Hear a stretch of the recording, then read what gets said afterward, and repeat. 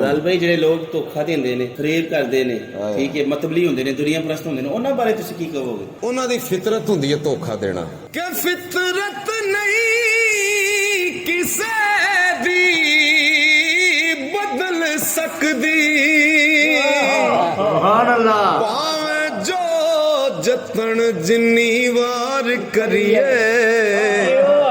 ਬੂਟੇ ਅੱਕਦੇ ਅੰਬ ਨਹੀਂ ਦੇ ਸਕਦੇ, ਭਾਵੇਂ ਪਿਉਂਦ ਤੇ ਪਿਉਂਦ ਹਜ਼ਾਰ ਕਰੀਏ, ਹੁੰਦਾ ਪੂੰਡ ਤੇ ਪਾਰ ਵਿੱਚ ਫਰਕ ਬੜਾ, ਸੋਹਣੀ ਸੂਰਤ ਤੇ ਨਾ ਇਤਬਾਰ ਕਰੀਏ, ਕਸੂਰਮੰਦ ਆਖਰ ਡੰਗ ਮਾਰ ਜਾਂਦਾ, ਤੇ ਨਾਲ ਸੱਪ ਦੇ ਜਿੰਨਾ ਵੀ ਪਿਆਰ ਕਰੀਏ।